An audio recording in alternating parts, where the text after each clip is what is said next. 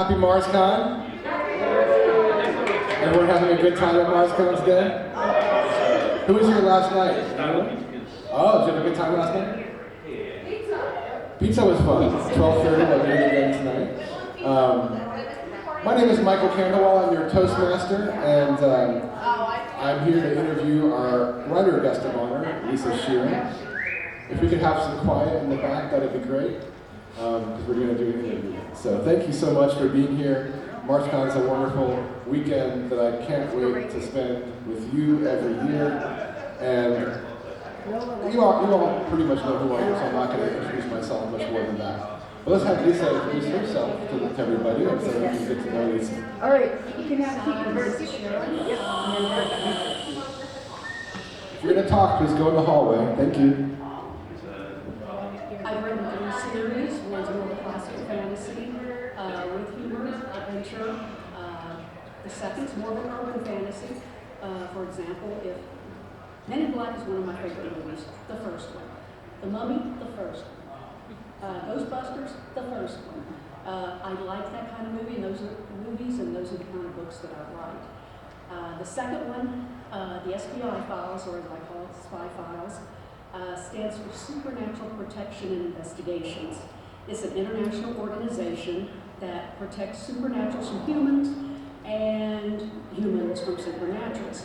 And it's an international organization. They're headquartered in New York, and it's pretty much like if you took Men in Black and instead of aliens, you did supernatural creatures. And I have a 3rd series called the Aurora Donati Thrillers. It is a political thriller with a hint of the paranormal, and it's a detective agency. Very cool. I'd like the audience to start thinking of questions, because we're going to be opening it up to you a lot of times during this discussion. And I really feel that I can ask her what I'd like to know, but it's kind of irrelevant what I want to know. I want to know what you want to know. So start thinking of your questions. And I'll start with some, and then if you start to have questions, just give a little hand raise, and we'll definitely call on you. So, Lisa, when did you know that you wanted to be a writer? Pretty much as soon as I learned to read, which was very early.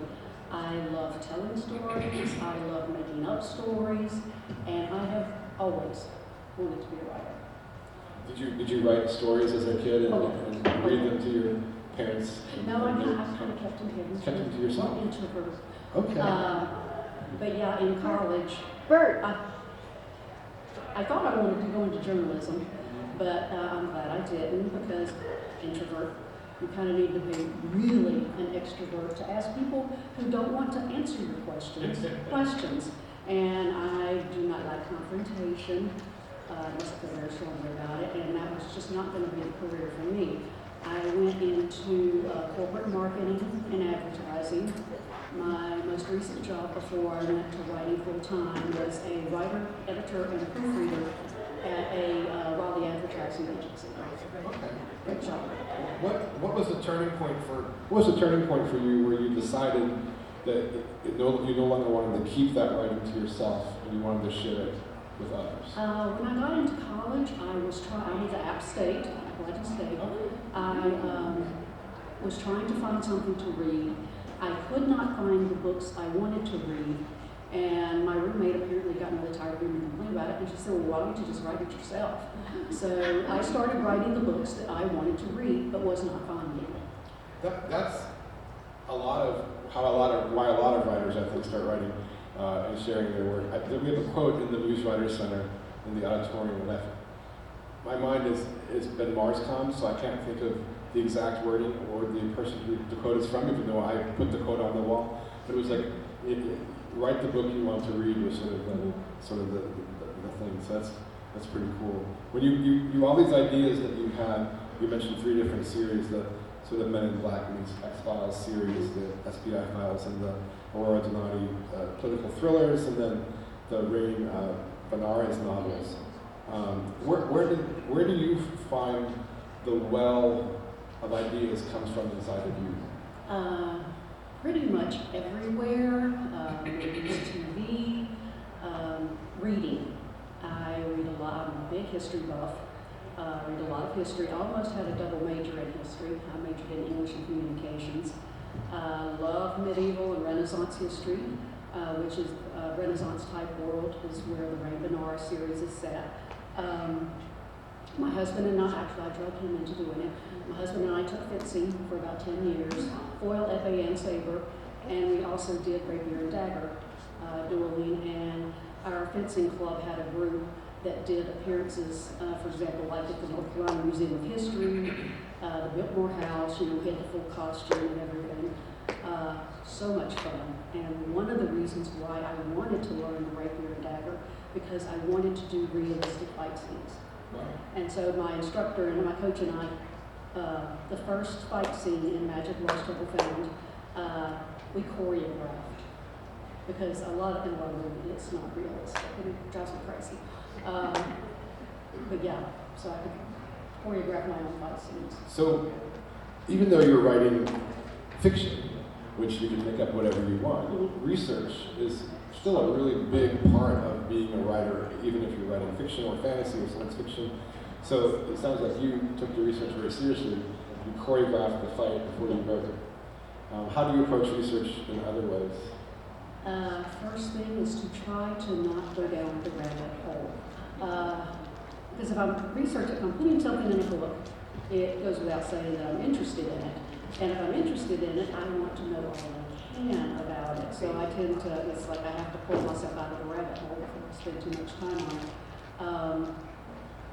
But yeah, for example, Murmea, the main city in the the first book, Magic Lost Trouble Found, the first book of the Rain series, I based it on Venice.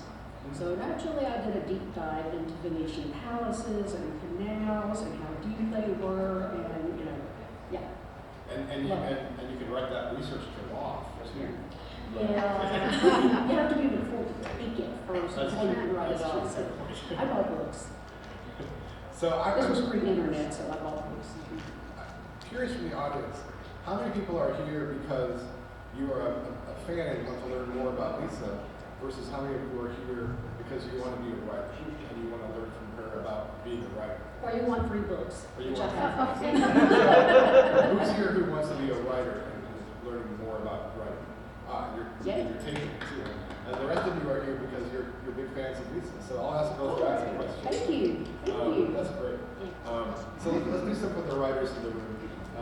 How do you vary your approach in the different series that you write? Does your writing practice change? Does how you write them change? Does the time of day you write change? No. Do you have a specific regimen of your writing? In order to help me get into the scene of whatever book I'm writing, I listen to movie soundtracks, and I cannot have no lyrics. It has to be soundtracks. And I have one song that I'm listening to now that is to tell my brain, okay, it's time to sit down, shut up, and get to work.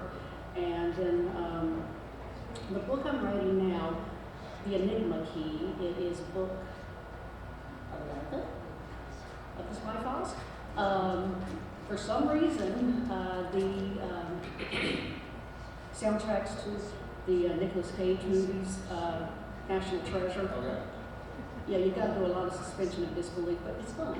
And it has nothing to do with that topic whatsoever, but the music just appealed to me for what I'm It sets a mood. Yeah, it sets a mood. I use it for a mood. Yeah, I think you're right. Words mess me up. If I hear words in the music, I start listening to the words and then it's like I'm trying to produce words. Right, exactly. You have a question, please. Sure. How many of the John Williams soundtracks do you listen to? I love John Williams. Yeah. I think it was the early Rain Benares books or the mid-Rain Benares books. I listened to a lot of Harry Potter, especially the waltz, the Hogwarts waltz.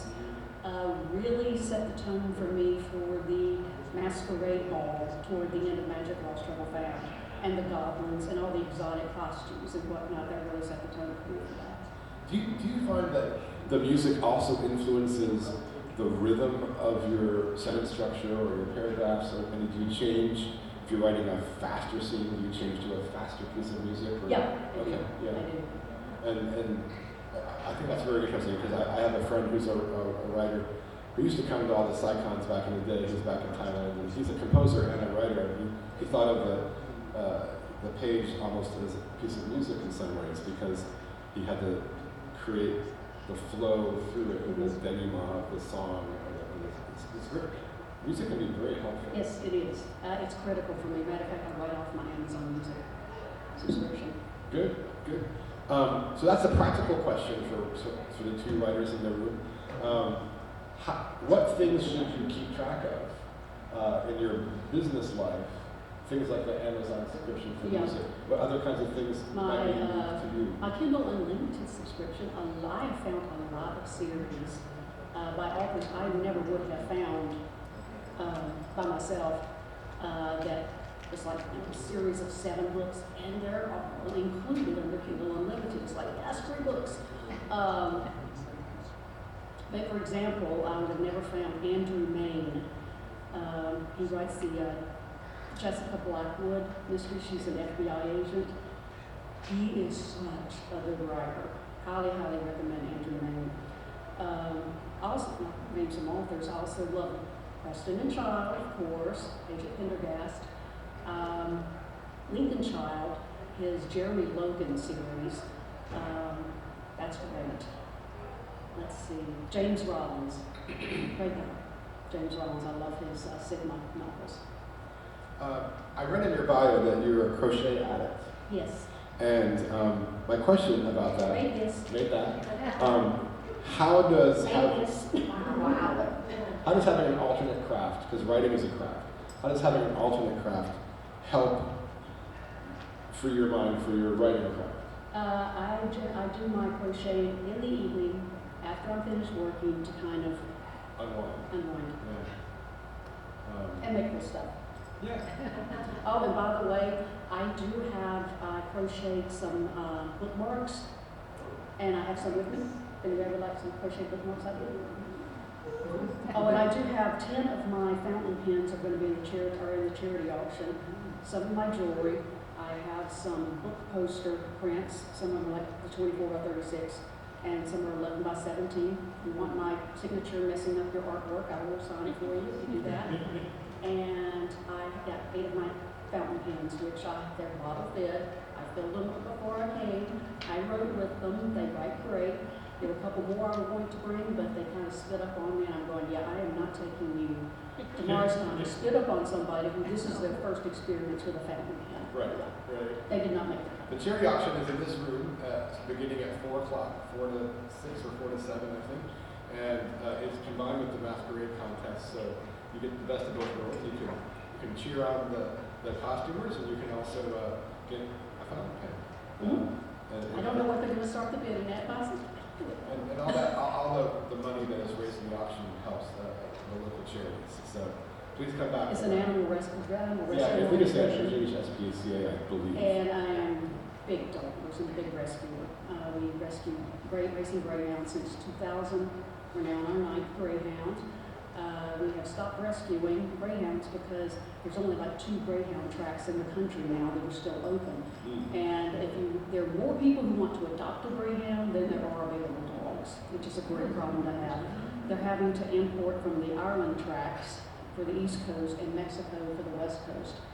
Our first dog was a Jack Russell Terrier. So now we're rescuing, we've downsized him. I'm 62, my husband's 63. It's like you can't deadlift an 85-pound dog anymore into the back of the SUV if they need to go to the vet. I said, we need lighter dogs. So we're now rescuing Jack Russell Terriers. Okay. Very cool. I was going to ask you about that, but you already brought it up. So animal rescue is a big part of you and your husband's We life. love it, we love it. Yeah, that's really cool. I love cats too. But my Jack Russells love cats too, but in entirely different ways. For the safety's sake. For the writers in the audience, so you are both traditionally and self-published. Yes. Is that true? Tell us a little bit about the differences you've experienced in both, and perhaps like what was it like getting an agent? How did you go through that process, and what made you decide to do something else? So very many rejections. From agents. Originally I was, back in My first, when you're writing fantasy, you write a trilogy. Everybody writes the trilogy. And I thought it was good enough to publish. And so back then, I graduated college in '85, so that tells you how far back we're talking about, 1985. And you could submit directly to publishing houses. So I love Del Rey, and I submitted directly to Betsy Mitchell, who is the editor-in-chief at Del Rey. And I'll jump forward on that. When I was doing self-publishing, I was talking to my agent. I said, I'm going to need a really good editor. And she said, well, have you heard of Betsy Mitchell? And I went, so I told Betsy when I first started working with her, I said, one, thank you so much for rejecting me back then. That book never needed to see the light of day. But it was just so incredible because I admired, in 30 years, she has worked for all of the imprints and was editor-in-chief for like 10 years at Del Rey. She's a legend, and she's my editor. I'm so glad. She is such a wonderful person. She's expensive, but she's worth it. And if you're going to be self-published, pay for good editing. Even though I am professionally an editor, once you are so close to that work, you can't see the mistakes. I have Betsy for my developmental editor, which means she goes through it, she looks at the big stuff. Plot holes, you had this character with blue eyes here, green eyes there. Plot holes I never would have found, and there were some places I was having problems with, and she said, if you take this out and weave this together like that, you solve two problems with one solution. I mean, she could see the big picture like that, and I cannot. Because all you want to do when you're finished, doing your various iterations is just get it as far away from you as possible. And then I also have a copy editor. She's responsible for the green eye, blue eye thing, and grammar and consistency and things like that. And we still miss stuff.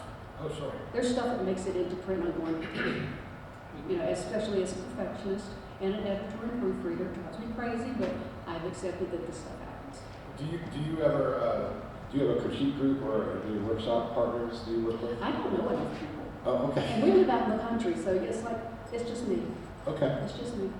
So when you got an agent, how did that process go for you? I can't remember how many I submitted stuff to until I found Kristen Nelson did. God, she's wonderful. She loved the voice of Rain. She thought it was very unique. It was something that was not present in the marketplace at that time, and it just really appealed to her. And she's always been that I will never represent a book I do not believe in 120%. And she asked, and she said, feel free to, here's a list of all my writers, please, she had just gotten into business a year before, so I was one of her first authors. And she said, here's some authors of mine, call them, email them. Do we have email them? Yes, we did. And, ask the hard questions. And I was thinking, I had a gut feeling. I said, I don't need to. Because I had looked her up. I knew she was legit. Back then, that was the end period of your agent must be in New York. Right. Yeah, Kristen's in Denver. Your agent can be anywhere now. Because that was the time that when I was getting manuscript proofs from Penguin, they would send them in a FedEx package in print. There was no sending things, we're talking ancient history. Yeah. That was only 2007, but it's like that's a long time ago. A lot has changed. A lot I guess it's has almost changed. 20 years now. Yeah. Goodness. It's true, because before everyone who worked for an agency pretty much, even before the pandemic, most of them were in New York. And then the pandemic scattered everybody around the country because they went home or to a more convenient or inexpensive place. So a lot of offices are closed. Yeah. The physical offices in New York, they keep a smaller one open and then one's remote working. It's very interesting. Yeah, Kristen used to have, everybody came into the office in Denver, and after COVID, everybody's just out of their hometown. Right. And she's, it doesn't matter where they are. So, as a writer, primarily, but you could talk about other things like crochet artists as well. What do you do when you get frustrated with what you do? If I get frustrated while I'm writing, or I can't I've run into a wall, I can't come up, get up, leave the desk. Sometimes just going into the kitchen and fixing a cup of tea or whatever, it'll come to you. Yeah, don't sit there and ram your head against the wall if it's not coming to you. Get up and leave. Take a walk, go play with the puppies, take them out to pee so they didn't have an accident, you know, that type of thing. So yeah, there's often frustration. Is the frustration? Because I have very twisty plots and subplots and whatnot, and it can get a little overwhelming. Do you ever experience just a pure writer's block, or is it more that you just can't get When I don't have writer's block per se, it's more of a I should have taken that left turn at Albuquerque type of thing. I have made a mistake, and my writer brain will slam on the brakes and will not let me go forward until I go back and I find what I messed up and fix it. Right. Which doesn't do good for these people who can start at the beginning and like in a month they have out an entire rough draft. I can't do that. I'm editing as I go. Sure. Yeah. Do you go back? So you write in the morning? Start about 9 o'clock. In about 3, 4 o'clock. So do you start that day by reviewing what you wrote the previous day? Yes. Do you edit at that point, or do you just read it to get yourself back in the mode? Both. If I see something that I could be said better, or my brain had been working on it and it was like, a writer brain's going ding ding, order up, like fast food cook. I will make those corrections then. And by making those corrections and going back through it, my brain, it gets my brain back into it. But I always review what I did the day before. And a lot of the times I will make a note to myself on a Post-it and say, this is what you're supposed to do this morning. This is what you're going to do today. And have it on my computer so I don't, there's no question. Yeah, there's no question. For your unconscious to bottle somewhere else. Do you find ever that you don't quite know what you wrote right after you read it? Are you very aware of what you're writing? For me, I often have to go back and read it, and I'm surprised sometimes by what is on the page. At that point, immediately at that point, no. But if I pick up one of my books several years later, I'll go, damn, this is good. And it's like, it makes me feel intimidated because I went back and, now that I had 3 years where I did not publish a book, generally I write a book a year. As I said, if you were in that session last night about creativity and mental health, like a lot of writers or creative people, I have struggled with depression and anxiety. Got good meds, but good meds doesn't fix everything. And I'm also a raging type A workaholic, overachiever perfectionist. And I push myself. I do not take breaks. I always swear after every book I'm going to take 2 weeks off, and it turns into like 2 days before I jump back into it. I love it that much. But at the same time, I need a break. And I really didn't know what self-care was. And so I did not take care of myself. And as a result, I burned out, flaming burned out. And of course, all the crap that's been going on for the past 10 years has not helped matters any, because being a control freak, it's like you feel powerless, you feel helpless, you want to do something to affect change, but there's only so much you can do. As a writer, you can control your villains. Yeah, they may not get their stuff immediately, but by the end of it's an arc. By the end of book 6, Carnades will die. Do you find that your biggest competition then is with yourself? Yes. Sometimes? Yes. How do you handle that? I have to be nice to myself. I have a writer friend, what is her name? Or a colleague.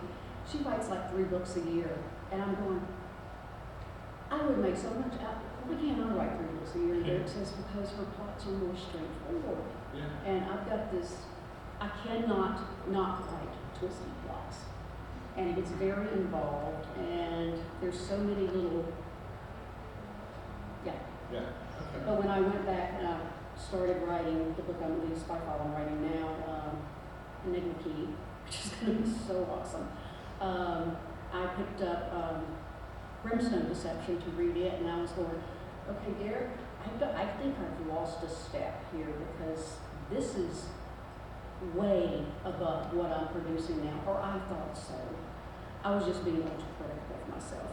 But when you haven't done something for 3 years, you have to give yourself I've since realized I haven't lost a step. It's just, I haven't done it a lot. And it's come back, no problem. But yeah, that first read through, I'm going, oh my God. Well, but do you find also, as you have become, as you've written for the past, since 1985, you mentioned this one of the times, but as you've written for all this time, of course you find some things become easier because your craft is improved. Mm-hmm. And so sometimes I think that we're our own worst critics. Oh, yes. And we have to tell that voice to shush. Mm-hmm. Or just be kind to that voice. And let it Especially when you've done it professionally. It's Yeah. very difficult to get it to shush. It's very true. You mentioned the mental health being a big passion of yours, and I noticed that you were involved in the Franklin All-Nighter Run Yes. and Walk for Mental Health. Can you talk a little bit about that? Yes. Our church in Chapel Hill, First Baptist. Yes, I'm a Baptist, but I'm not that kind of Baptist. There's 100 kinds of There are Baptists. so many kinds of Baptists. I'm we're members of the Cooperative Baptist Fellowship, which is a moderate/liberal. We love everybody. Matter of fact, I just came off a year of serving a 3-year term as a deacon. I had been ordained before in my previous church, but for the first time last year, I served as deacon chair. It was a lot of work. I was, struggling to write at that time, but it was such a good thing for me to have done, and I'm so glad I did it. Of course, I felt with my type A competitive person, our previous deacon chair had run 30 miles. And I said, okay, I can't run 30 miles. Maybe I can do a marathon distance. I did 18, maybe, overnight, and a block in downtown Chapel Hill all night with headlights on and whatnot. So much fun. We raised money for students on campus for their mental health treatment, for the athletes, and for our local unhoused population.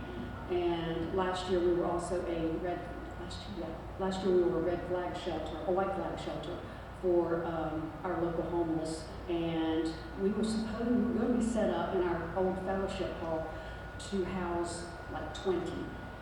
This was when it was getting down to, it was that, that polar vortex thing. We had expected maybe to be running like maybe 10 nights during the season.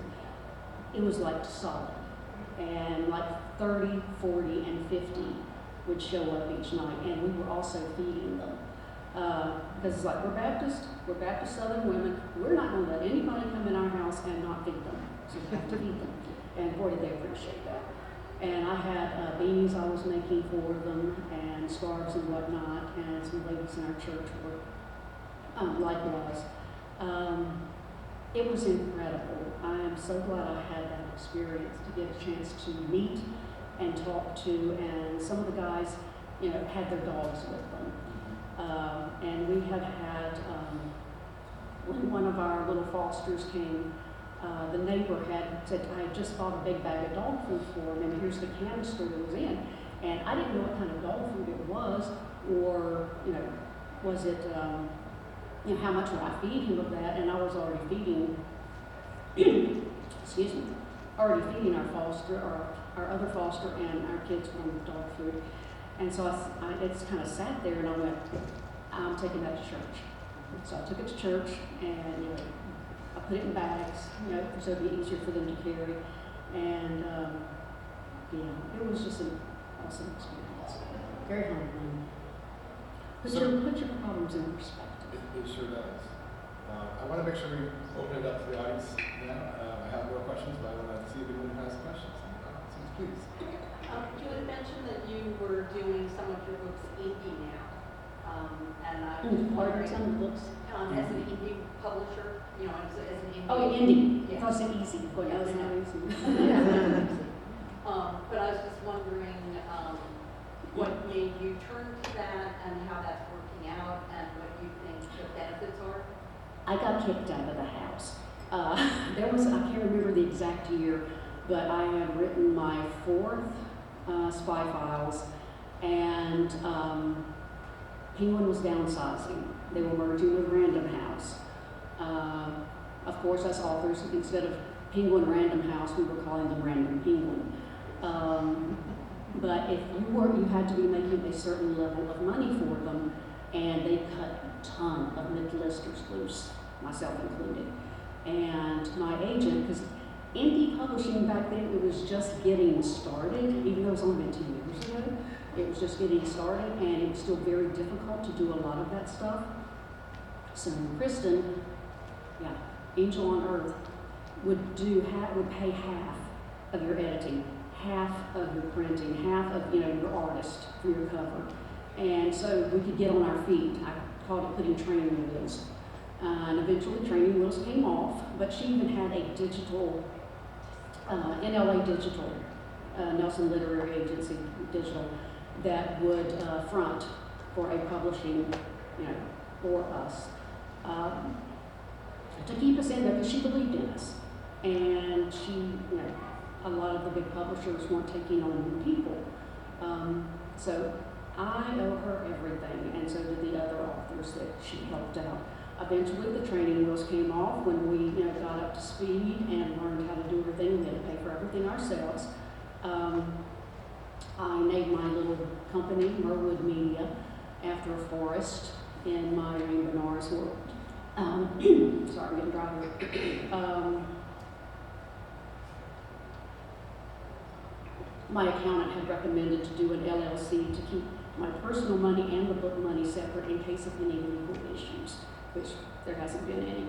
Not to mention, I just love having my own liberties. I'm president of the have no much checks. But yeah, it wasn't a choice. It was not a choice. However, I am so glad it happened because now I have complete control freak, complete artistic control. I control what I write, when I write it, when I publish it, the artist, I pick my artist, I have the exact covers that I want, and I make more money. With Penguin, what is the percentage? Maybe someone can correct me. Way back when, it was not a good percentage that you got royalty after you earned out. All my books did earn out, but yeah, you make so much more because you get it off the bat. However, with Amazon and KDP, you have to wait 2 months after you publish before you see a cent, which Sometimes more than 2. oh, oh. So you got your series rights back from Penguin Random House? No. I wrote new books in those series. I could do that with my contract. There was no problem for me to continue the series. One thing I am looking forward to, once earnings from a series decrease to a certain point, probably in the next year or 2, Kristen's going to ask Penguin for my rights back for the Random House series. And at that point, I would need to reissue them with new covers because Penguin owns the rights to that art, which is not a problem because I got Pink, for Magic Lost Trouble Found, and Rain is like in her early 30s, and she looked like she was 14 on the cover. And I've had so many librarians and booksellers say, "This is YA, right?" And it's like, it's not graphic, it's not YA. I had visualized more of an Assassin's Creed type costume, and I got, I don't know what I got. Only one of the covers I really had a problem with. But the problem was, they would send me, my editor, Ace, would send me a sheet saying, what do you want? And I described it very thoroughly. And she would give that to the art director, who would choose a artist and give that to the artist. During the process, and I didn't see anything until the final cover. So it was like, and I could not talk directly to the art director or to the artist. I had to go through my editor. And so by the time things get lost in translation, the 4th book, I talked about this the other day. I don't think I have a copy of it. Bewitched and Betrayed. I had said, you know, I have no problem putting, you know, Rain in leather, and I was referring to Renaissance style leather doublet and boots and whatnot. I got back bondage Barbie. She was wearing patent leather skin-tight pants, stiletto heels, and a bustier, wielding a scimitar. I'm like, what's, I said, rapier. Rapier's not a scimitar. And yeah, and I went, the only concession I got was that they put some little straps. I said, yeah, they put straps. And they, I think it had across the series name across the bottom, Rain Benares Adventure or something like that. And they put that over the boot so you couldn't see the 3-inch stiletto heels. I'm going, to my knowledge, they did not have stiletto heels with over the knee. Well, I didn't have a problem with over the knee, but stilettos. Back in a Renaissance style world. But yeah, I called her Bondage Barbie because that's what she looked like. Yeah. That was the worst cover. But most of it, like the All Spell Breaks Loose and Trouble with Demons, I really like those covers. Those were very good. But I know what I want. And I can, I mean, coming from an advertising background, I can articulate that to an artist. And for my Aurora Donati, Bookfly, that's the name of his company, James Egan. Oh dear God, he is good. Usually an artist has like one style that they accept. James can do anything. Each author having completely different styles, and he can do anything. And I said, I want this guy. However, he needs like 6 months in order to, you know, because he's very popular, in order to fit him in. Yeah, go check him out, James, at bookfly.com, James Egan. He's a genius. I knew exactly what I wanted, and he had turned me down. And I said, okay, yeah. So I wrote him an email. I said, you are the only artist I want. And I just, you know, put it all over. This is why I want you. This is why I want you. Yeah, I love his work with fonts. And I said, I will pay you extra. When in doubt, toss some more money on the table.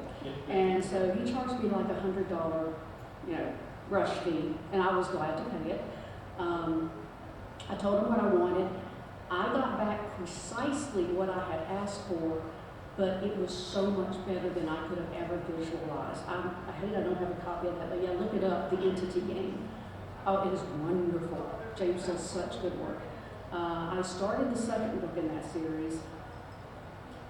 The whistle. I came back from lunch off site with like 5 minutes to spare, and I had to run up to the room, and then I'm hauling all this down, so I kind of came in here wheezing. It's called The Fear Syndrome. It's going to be such a great book.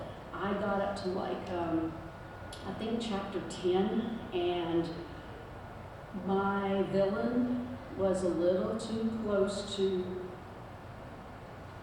things that are going on now. Actually, he was very much an Elon Musk type guy. And what was happening was, this was like 4 years ago? 4 years ago. And I was burnt out, but I was still trying to push through, and it was a mistake. I needed to stop. And I acknowledge that. And I already have the cover from James. I have it for, you know, audio. I have it for ebook. You know, it's ready to go. But and I'm going to finish it. It's going to be such a wonderful book. But I just could not be bombarded with the news and be writing a similar type thing. Yeah, I couldn't do it. I said, I have never set a book aside, but I had to set this one aside. I said, go write a Spy Files. It's comfortable. You love those characters. You feel, you know, it's a warm fuzzy, you know. So do that. And after I finish this one, I'm going the Enigma Key. I'm going to go back and write a Rain Benares. People have been asking for it, and I'm going to go back to, you know, the core of the Rain Benares series that everybody loves, or those who love it love. And I have not read those books since I wrote them. So after I finish writing this one, I'm going to go back and read all 9 of those, And, you know, it might take copious notes, get my brain back up. I pretty much have the plot, the basic plot I want to use, and it's gonna be so much fun. But I haven't done that in eons, and I want to do that. And after I finish that, I would like to go finish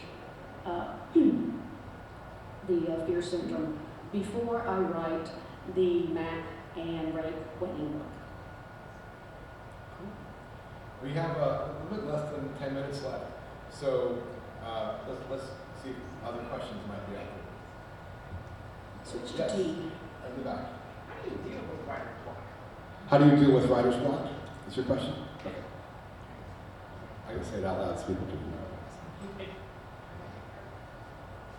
Yeah, as I said before, it's not really a block. It's I did something wrong, and my brain stops me, and I cannot go forward until I go back and find that mistake and fix it. Yeah, so I don't really have block per se, but it's just that, yeah, I've screwed up somewhere and I have to go back and fix it because my brain says, no, we're not doing anything else until you fix that. My writer brain's a real bitch. Dave Barry, who is a writer, some of you might know, in the newspapers, said, when asked about writer's block, he said, writer's block doesn't exist. He says, writers who complain about writer's block just don't write very much. And he said, you have to just not be afraid to write crap. Like Yeah. if you're not in the mood that day, just write this sucks 45,000 times until you get a sentence that doesn't suck, and then that's the one you say. Yeah, I'm going to be doing, I think it's tomorrow, the benefits of editing, and because a lot of new writers will go, okay, I finished it, it's ready to send out. Oh my God, no, it's not ready to send out. You need to set it aside, go back, read it with fresh eyes. If you have someone who is a professional editor, you know, not your best buddy, it will be good. But I strongly suggest if you're serious about, you know, going into self-publishing, hire an editor. Look for people who have used them, their reviews, their references, check them. If you don't already know them, you know, like I knew Betsy Mitchell, I said, oh yeah, Betsy Mitchell's fine. But yeah, I straight get an editor because you get so close to it, you cannot see the mistakes if they come up and smack you in the face. And I'll just add that one thing that I find very helpful, and I'm coming at it from more of an education point of view in terms of writer's craft. And one of the things I think is good about like a literary center like the Muse, or there's many other ones around the country, is if you go into a workshop class where you're giving people feedback on their work and they're giving you feedback on your work, it actually trains your brain to give feedback, which helps you give yourself feedback. I mean, we often do not see the problems in our own work, but we'll see it very clearly in others, right? And so as you practice that, it only helps you. It helps I you do get better. have, speaking of that, jog something, for my Aurora Donati series, there was an author friend that I trusted enough to, we have the same agent, I trusted, you know, he wrote similar stuff, to, yeah, honey, can you have a look at this?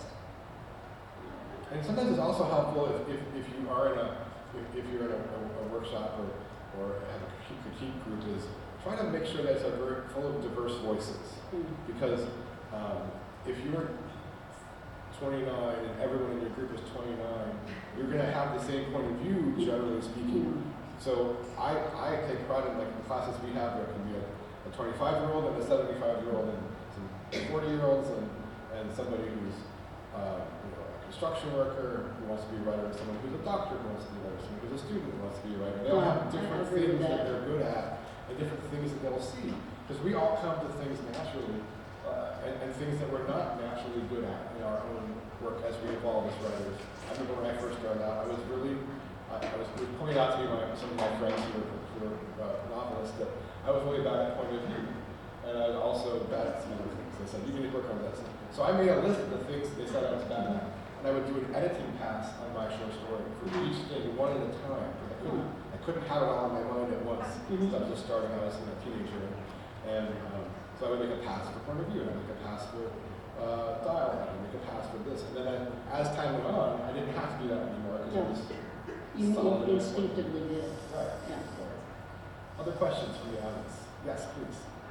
You mentioned that you want to do a bunch of books. Do you have outlines or ideas already written down? So when you actually sit down to write them, you have a guideline? Yep. She has a talk tomorrow about pantsing versus plotting. Pantsing versus Which is plotting. very much this way. Well, when you first start out, especially with a big publisher like Penguin, they want to know what they're buying. And so you have to do a full outline. And then a lot of times they would prefer, I'm not sure if this is the way, eons ago you could send like a sample chapter, and if they wanted more, they'd request the rest of the book. Then, when I was getting into it in 2007, they wanted the whole thing. They bought a 3-book, they bought the first 3 books in the Reign series. I can't remember if they wanted, I think they bought just, because I had Magic Lost Trouble Found ready to go. And of course, we went through endless edits between me and my editor to polish it, to get it ready to send out. And Kristen had wonderful ideas. I trained you there. Outline. Yes, thank you. And I think they bought, Magic Lost Trouble Found and 2 unnamed sequels. And so I didn't have to, the second one, oh dear God, I have to tell this story on myself. Armed and Magical. Typically, it's a stereotypical thing that the second book is going to suck. And editors expect the second book to suck. And I finished Armed and Magical, sent it off to Kristen, and Kristen went, well, this is a good first draft. And I said, it's the final draft. I was talking to her on the phone, dead silence on the phone. And she said, okay, Lisa, honey, she's big into tough love. And she proceeded to tell me what was wrong with it. And as she told me, my eyes got bigger and bigger and bigger, because I saw it. I saw how I had screwed up. And I said, I am so glad we did not send this to Anne. My career would have been over. She said, yes, it would have been. So she was going on vacation. She said, okay, I need a total rewrite. And she had already told me, this is what you need to do. I rewrote that book in 12 weeks and lost 8 pounds. And I was like 10 o'clock at night, baby, go to Wendy's, I need a burger. I was, stuffing it. I was not eating, I was eating. In a complete and utter panic rewriting that book. As a result, I was laser focused, and also as a result, Armed and Magical was my first national bestseller. Because I wasn't stopping. I would send like chapters to Kristen, and she'd go, that's good, keep going, send it to me. I would send her a chapter as I finished them, and she would critique it and send it back. And I had wanted to be an author so bad, and the fact that I had almost completely ruined it for myself. And I have never written that fast. It was, national bestseller. 95% of what writers do is rewriting. Yeah, it is. And it's actually fun because Yeah, it is. oftentimes your first draft, rough draft, maybe it's different for you, but for me, it comes from my unconscious in some ways. And oftentimes I don't have a lot of control over it. Mm-hmm. And you get to actually have control when you do your second draft. And your Once you have your second draft, your story, and I'm going to be talking about this in the benefits of editing, your story is down. You've got it. So now you can go back and actually have fun with it. And your characters sharpen, they enrich, they get more sassy, they get more sarcastic. It gets more real. You are able to make it more real because you've gotten the story down. Well, unfortunately, we have to clear the room for the next thing. Thank you so much, Lisa, for being here. Thank you. Thank you all for being here at MarsCon. And see me out in the hall if you want some books. And you already got